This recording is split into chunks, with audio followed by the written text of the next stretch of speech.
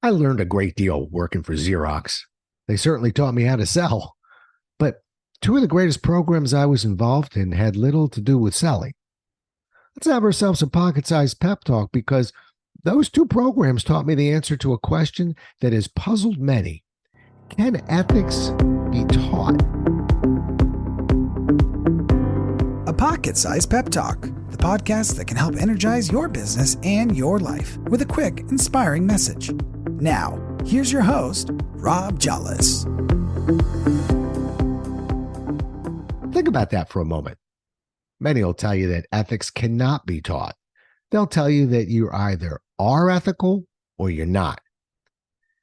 If only it were that simple. See, I happen to believe that all of us intend to be ethical. We have a voice within us that whispers to us when we knowingly stray. The problem is there's another voice that whispers to us and tries to convince us we aren't really straying. That voice tries to justify its unruly behavior. The problem is we all hear both voices. And teaching ourselves not to stray is challenging because it's nearly impossible to catch ourselves in the act of straying. In the 1980s, I was privileged to be part of not one, but two programs that Xerox cleverly designed to address this exact issue. They were teaching ethics without really telling anyone, and it was brilliant. The first program was found in an obscure Xerox agent training program. I didn't teach that one. I went through it as a participant, though.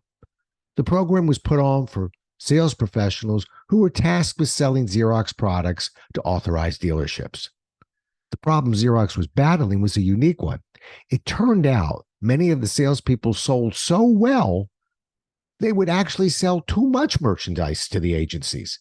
As a result, the agencies would have too much inventory and risk going out of business.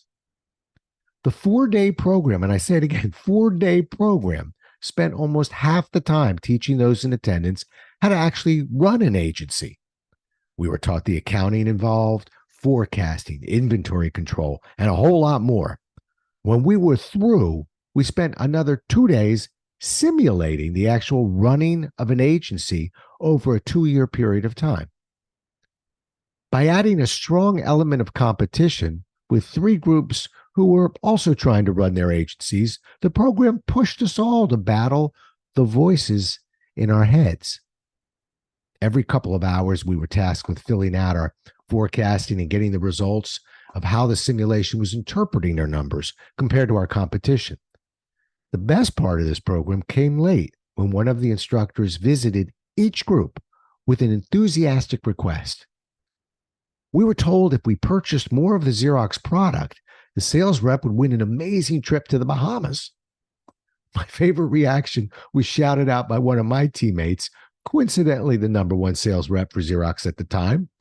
He shouted, "Why the heck would I care if you won a sales contest or not? I'm trying to run a business and survive here." I personally saw him put his hand over his mouth and then quietly whispered to me, "Did I actually say that?" I will never forget this program. Second Xerox program also hit its intent in a program that taught quality improvement. I used to teach the program, so I knew that one real well. We desperately wanted to teach our participants about ethics, specifically how easy it was to knowingly ignore doing the right thing when the pressure of time was introduced to the equation. But it went in one ear and out the other. We spent 4 days teaching participants how to problem solve, quality improve, and work cohesively in groups, all designed to improve quality within Xerox. After all, who would knowingly produce something that was not up to the quality of the organization they represent? Well, under tight time constraints and pressure, the answer was just about everyone. We placed the participants in a manufacturing situation that was timed and introduced an air of competition to it. By the end of the simulation, in just about every case, participants were so driven to produce at a profitable level, they knowingly would sacrifice quality to achieve it.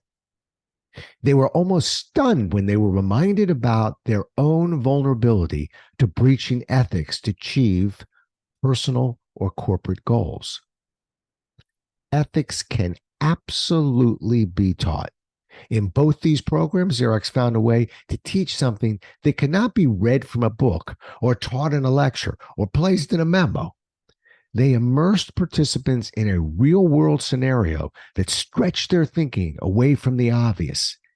In doing so, they not only taught participants how easy it is to lose sight of his or her ethics, they taught them how to have empathy for others who do.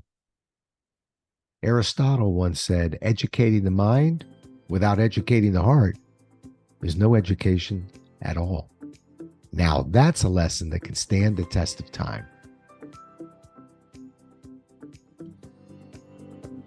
Thanks so much for listening. If you enjoyed today's show, please rate and recommend it on iTunes, Outcast, or wherever you get your podcasts. You can also get more information on this show and Rob at jollis.com.